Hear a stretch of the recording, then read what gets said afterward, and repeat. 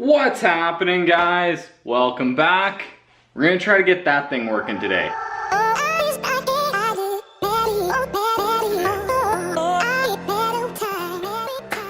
Alright, last episode we had a bit of an issue where the welder quit working properly. So this episode I want to diagnose what's wrong with that thing. It's just about brand new, so it shouldn't have any issues. So odds are pretty good it's user error. So we're gonna do a little troubleshooting on the welder. This also gives me a great opportunity to use what just showed up in the mail today, which is my new ESAB Sentinel welding helmet. I got this with the welder, it just took a little while to show up. So we're going to grab some scrap steel and kind of hopefully systematically eliminate any issues on the welder. And if we can get that thing working again, we can move back on to finishing our mounting plates for the roll cage. So I think we'll just, yeah, grab some scrap steel, clean it up, and see if that thing will light off an arc.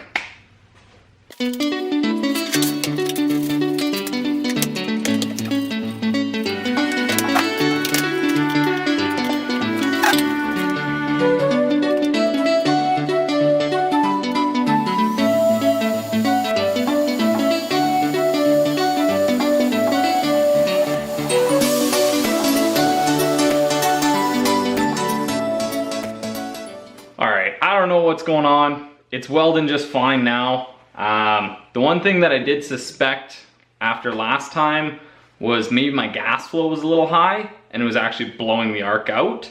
So before I started today, I actually turned the gas flow down a little bit. So we're about like 15 CFH and it's working fine. So we're gonna just assume that that was the culprit last time, which is weird because it welded fine. Never mind.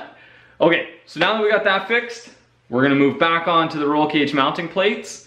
First thing we gotta do is get a nut onto that one hole that we aren't gonna be able to bolt straight through. But before we do that, I'm gonna grind down those welds that we made last episode so that those plates sit flat on that upper cross member, and then mark out and drill a hole for that captive nut to sink down into the upper cross member. So let's go grind and drill.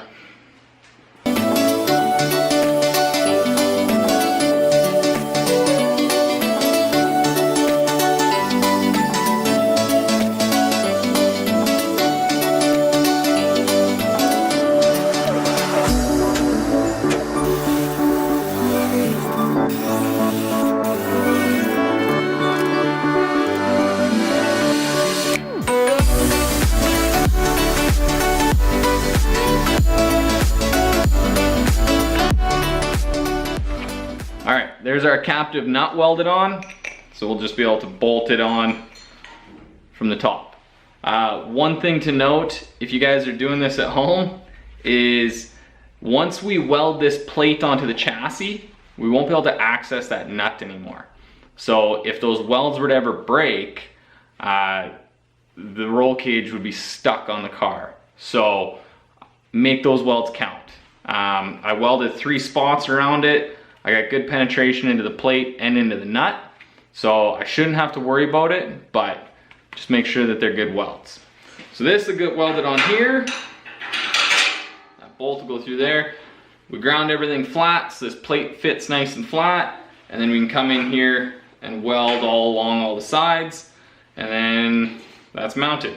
Obviously we're gonna have to brace this thing back, but we're gonna do that once we figure out what else is living back here.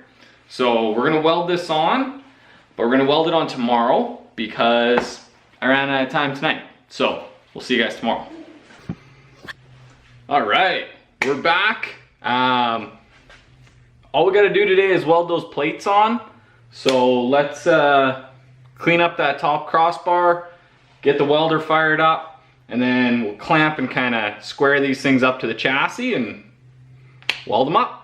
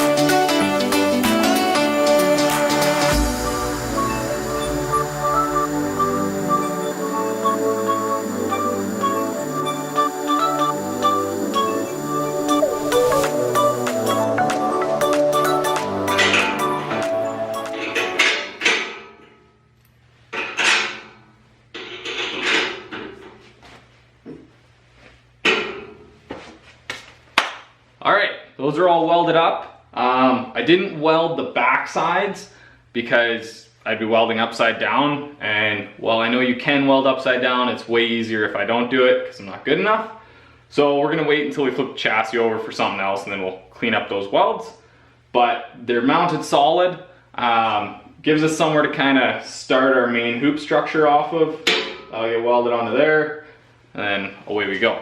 So that's all we had to do today. I love this thing. This thing is, it's way better than my old welding helmet. Granted, it's a lot more money than my old welding helmet, but it's way comfier. Like the headgear in it it's like putting on a baseball cap. And my old welding helmet, when I go to strike an arc, it had like a little delay in it. So I actually got to the habit of like closing my eyes before the arc started, or else I'd get flashed constantly. This one doesn't have a delay, so it's way nicer for that. The only complaint I have about it so far is when I set it down, it wants to kind of roll onto its face, and it just rests on this front shield. So I'm a little bit nervous that that's gonna get scratched up. But they included like 5 spares for it, so if it gets scratched, we'll just replace it. But that's what we're gonna call the episode, guys.